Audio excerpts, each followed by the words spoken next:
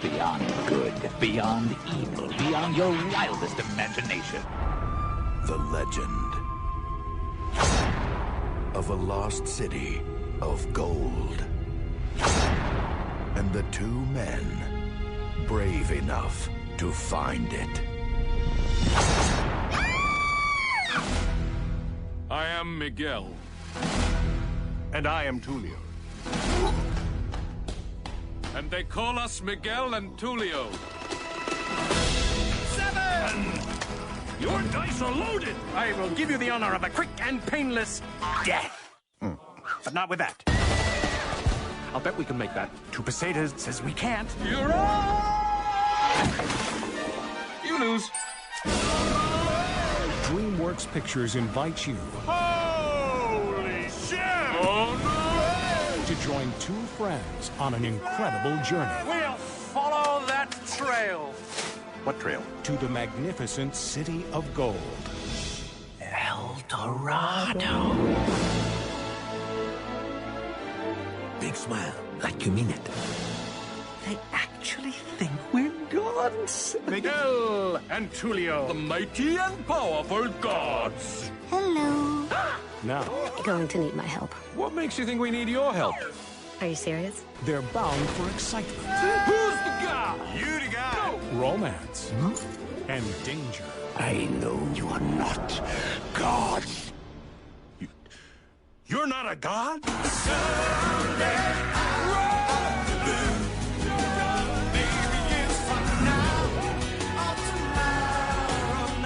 That was good, huh? Featuring 6 new songs from Elton John and Tim Rice, the Oscar-winning team from The Lion King. The Road to El Dorado.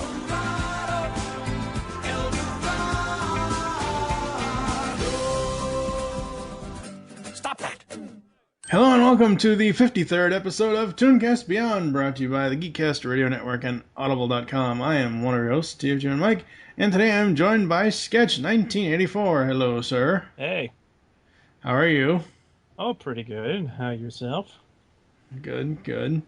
Today we will be traveling down the road to El Dorado. I don't know what the hell DreamWorks. Oh my god. I don't get this company sometimes. Well, they were trying real hard to be Disney. Yeah, friggin' Katzenberg.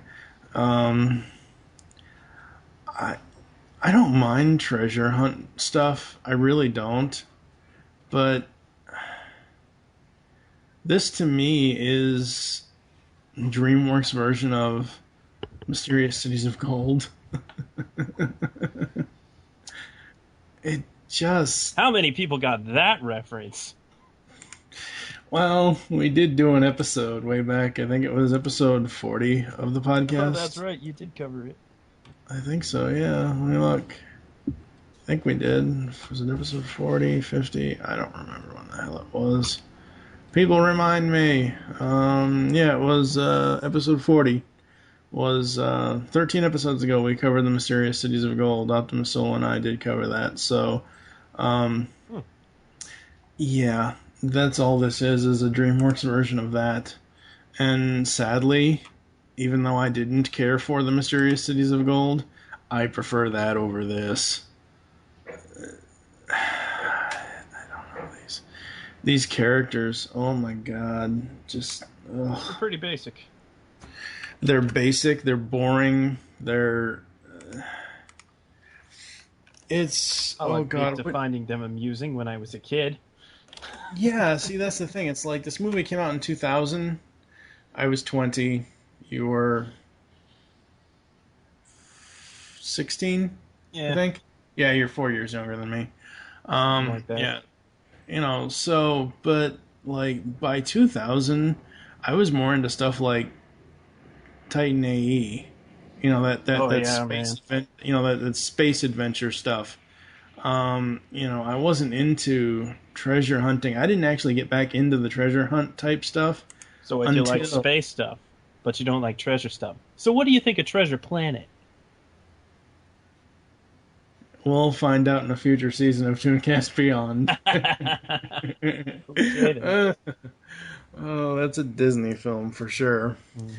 But it was one of those things, like, for me, treasure hunting is like Indiana Jones and the Last Crusade. Yeah. That was my, I know everybody's like, oh, what about Raiders? Well, you know what? I was born the same year that movie came out. I didn't grow up watching Raiders. I was old enough to understand and get Last Crusade, and that is my favorite indie film. And that's your favorite independent film? No, indie film as in Indiana Jones film. I know what you meant. Yes. I think everybody knew what I meant. Holy crap. I don't watch those other INDIE films. Yeah. There's a big difference, not IEY.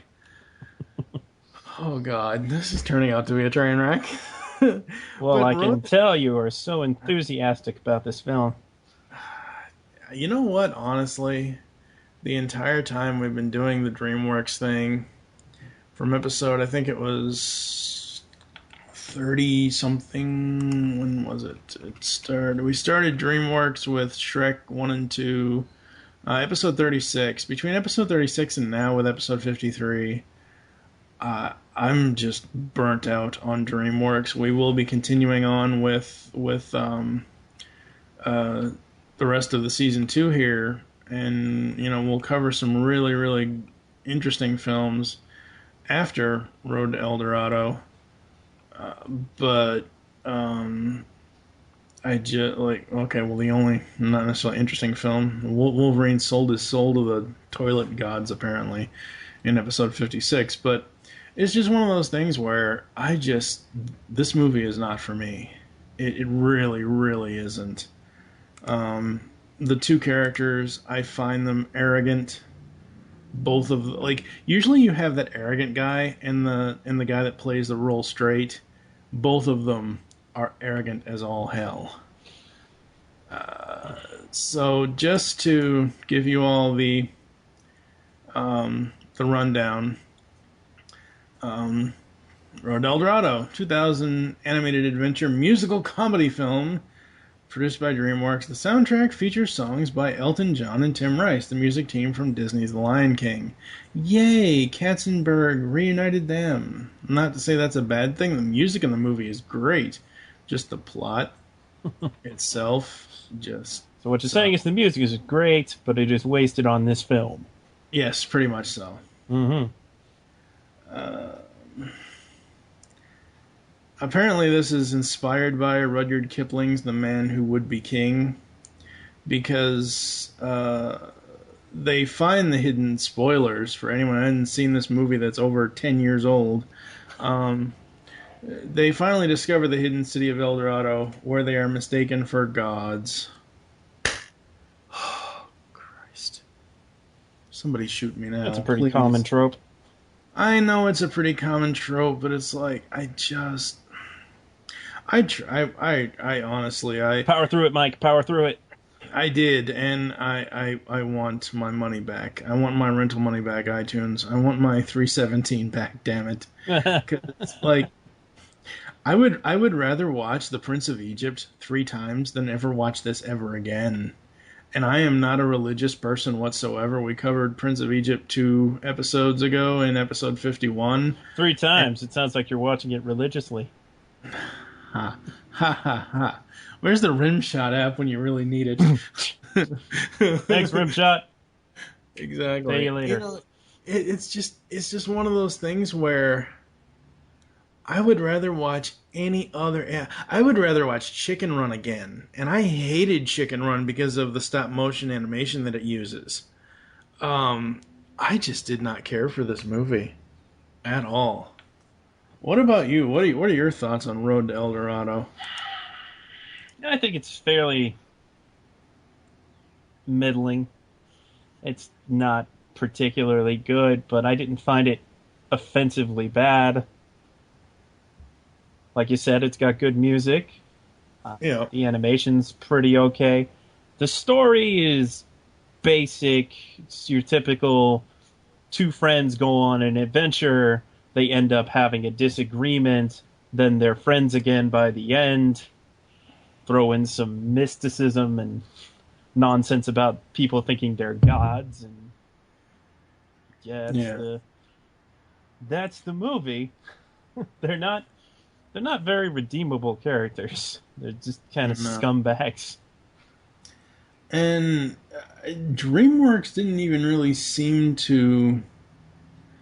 I mean, okay, I'm looking at the voice cast now. I don't know. It didn't seem as if they were really going for the big, like, it's not like a Shrek where you go for Eddie Murphy and Michael Myers and Cameron Diaz. I mean, yes, there are big name stars in this film, but most of them are classic. They're either classic voice actors that we already know, in the case of Jim Cummings as Cortez or Frank Welker as Altivio. The horse. The horse, yes, the horse. Frank Welker is every animal ever. Oh, Edward James Olmos is the chief. I know, you got Edward James Olmos, and you got Armand Asante, Rosie Perez, Kenneth Branagh, and Kevin Kline. So, let me get this straight. The dude from Wild Wild West voiced a character in this. Oh man, that's a comparison. I don't think that's the movie he wants to be remembered for. I would rather watch that than watch this again. Oh, me too. Man, it's been a while since I've seen that. I need a refresher.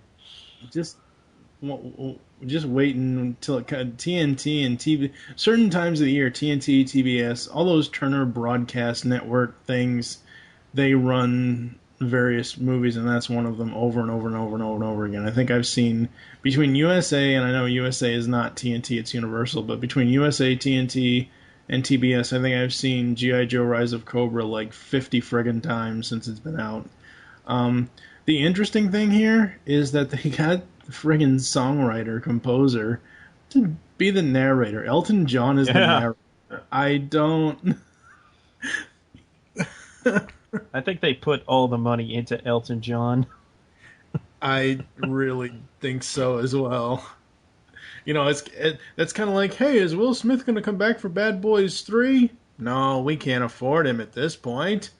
You know, I think that's what the case is here, where they put like you said, they put all the money into Elton. But I don't know. People have complained about this podcast before about how we don't go over enough of the plot. Well, I don't want to directly read from Wikipedia to be accused of that trope of a podcast. Try to remember it the best as you can. I know. I just finished watching this a day before we record this episode, and it's just not memorable. It isn't. Like, I can remember when Kale in Titan AE, I can remember when he, jumps line in space to cut in the line for the food. I can remember that. I can remember Tone Loc telling him, you have a destiny and blah, blah, blah, blah, blah. I can remember almost every single scene from Titan AE, which is a movie that came out the same year this did, and I can't remember shit about this movie, and I just watched it literally 24 hours ago from when we recorded this. I don't know.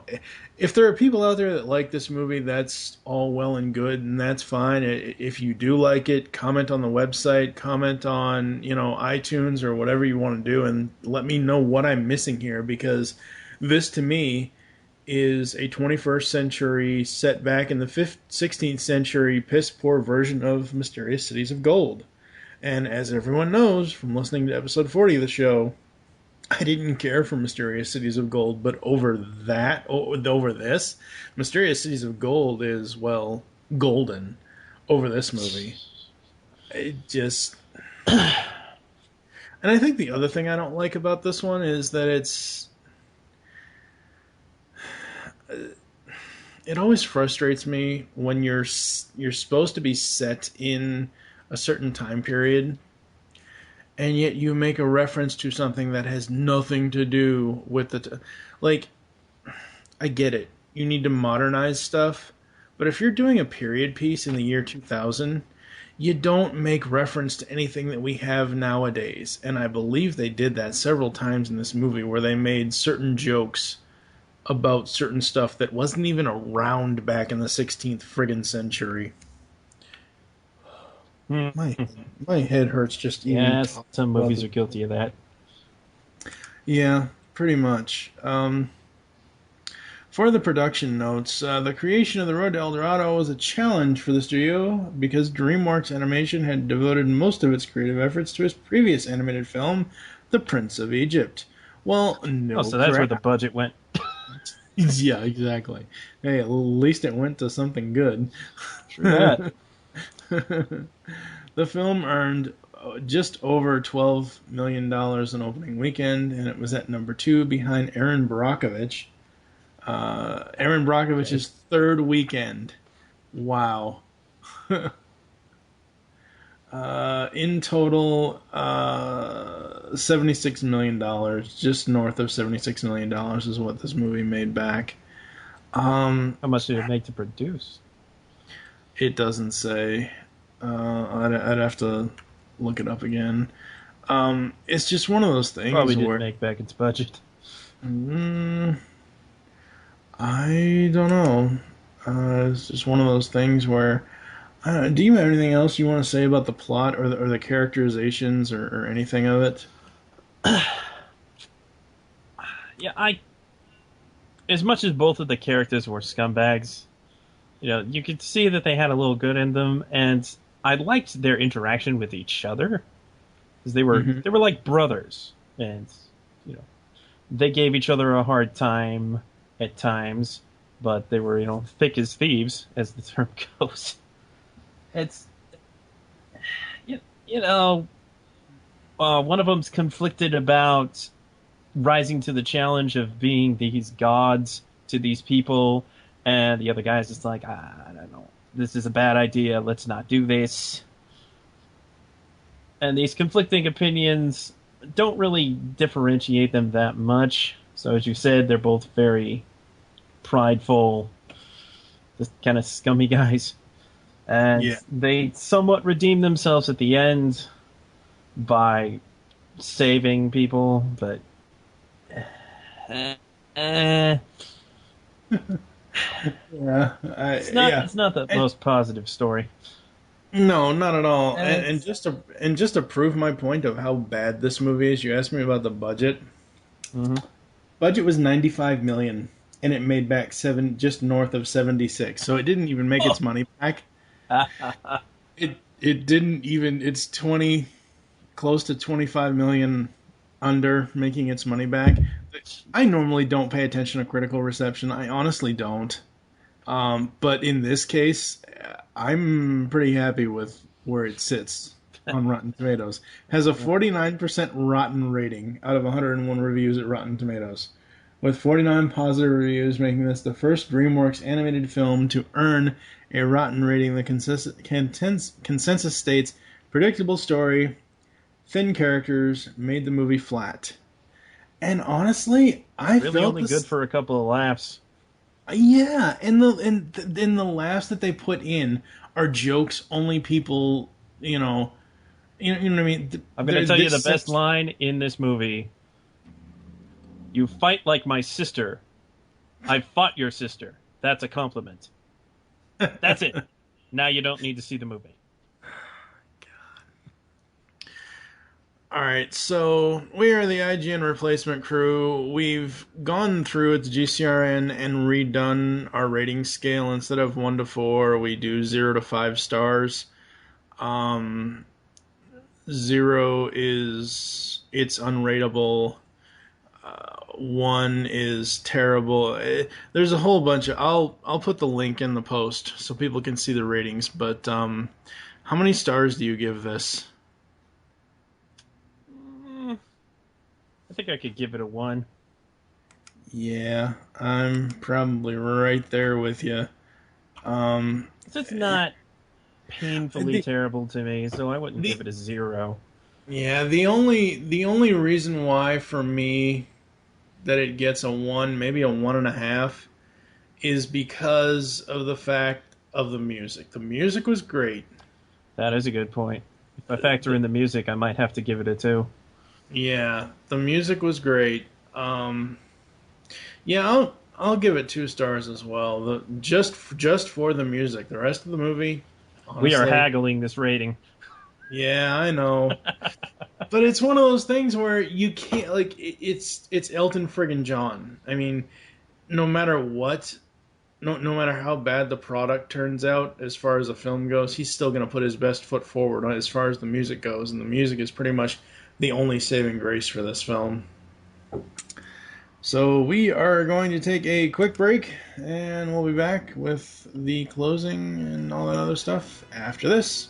Coming to Grand Rapids, Michigan on September 21st and 22nd is GrandCon Gaming and Comics Convention, presented by Celebration Cinemas. Join us in playing or chatting it up with fellow enthusiasts in a community that understands your passions. Get lost in the adventure of your favorite role-playing game. Admire costumes and art from vendors and attendees. Meet the creators behind your favorite mainstream and independent games and comic books. Check out unpublished games and sneak peek at things to come.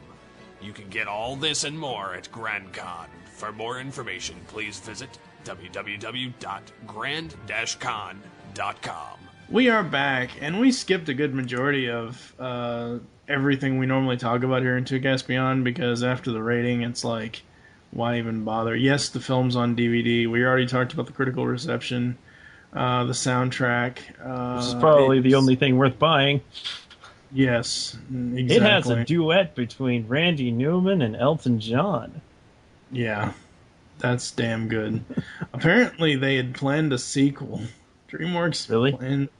Had plans to make more films about Tulio and Miguel, along with Chell and Altivio, searching for other legends, but due to the poor box office performance, yeah, I'll say. the series was scrapped. Yes. And we're all saved. Yes, we're all saved from that crap. Thank you for joining us here on ToonCast Beyond. There are some ways to get in contact with us or leave feedback for the show. Visit the website, geekcastradio.com, where you can comment on each and every one of our episode posts. Leave the show's feedback in iTunes. Please do this. Follow us on Twitter at ToonCastBeyond is the show Twitter. Mine is TFJ and Mike. You can also follow at Geekcast Radio for all the other network updates. What is your Twitter, sir? Well, that would be at Sketch1984. Yes. There should be a regular sketch. Since you like Mordecai and Rigby so much. I used to have, like, for a very long time, my icon was Mordecai drawn in kind of classic Disney style, as if it's what Pops sees the world as. Interesting. Pretty cool fan art that I came across and decided to make that my avatar. But then I had a friend draw me One Piece style, and that's what I use now. Oh, interesting. Become a fan on Facebook. Go to facebook.com/Geekcast Radio Network. Call the voicemail line. Tell us the show you're leaving the message for and your name. 502-526-5821. We hope you enjoyed this episode of ToonCast Beyond and wish you'll join us next time when we will be talking some Tasmanian stuff with the classic cartoon Tasmania. For now, I am TFG and Mike with Sketch 1984.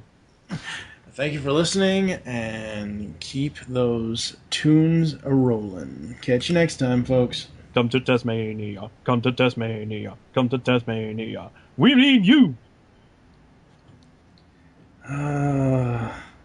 You gotta love a combination of Jess Harnell and Jim Cummings. Oh, yes.